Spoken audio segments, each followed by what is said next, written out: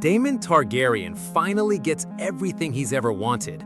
Power, the woman he actually loves, a throne within reach. And the second piece arrives, he sets it on fire. That's not bad writing, that's a psychological pattern. And if you've ever watched yourself wreck something good the moment it finally got stable, this isn't really about him, it's about you. Today, we're diagnosing exactly why some people can only feel alive when everything is burning, and why the calmest moment of your life can feel more dangerous than the chaos ever did. Let's go back, before the dragons, before the war, before any of it. Daemon is the second son. His older brother Viserys gets the crown. Daemon gets nothing. No title that means anything, no path, just the name that sounds important and a life that isn't. And here's a part people skip past. Being the spare isn't just disappointing. Psychologically, it's a very specific kind of wound.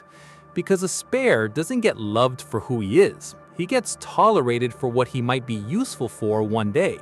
Backup, insurance, a name they keep around in case the real plan fails. So what does a kid like that do? He builds a version of himself that's impossible to ignore. Loud, reckless, dangerous. If they won't give him a place at the table, he'll make sure the whole room can't stop watching him. That's not confidence. That's a kid making noise so nobody forgets he exists.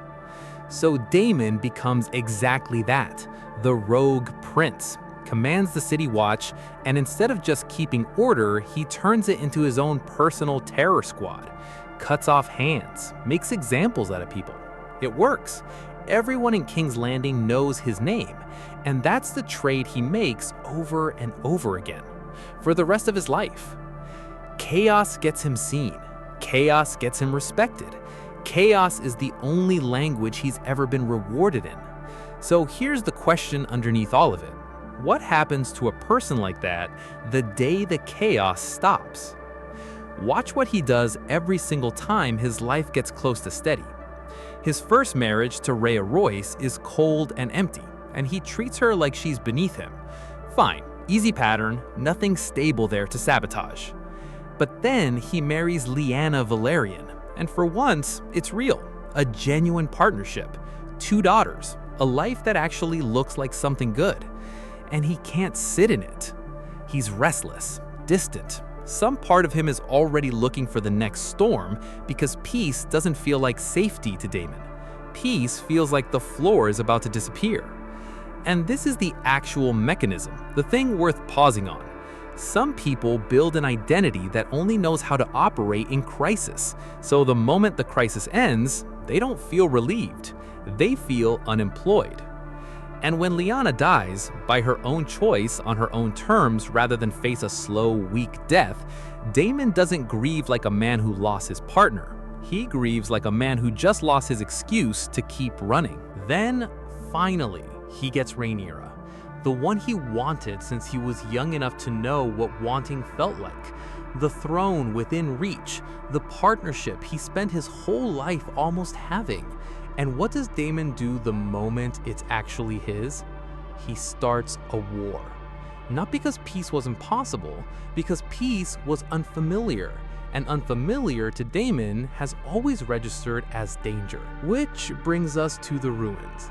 Daemon takes command at Harrenhal, and instead of leading, he isolates, he drinks, he starts seeing things, his brother, his guilt, every version of himself he spent decades outrunning. And here's what's actually happening in that castle.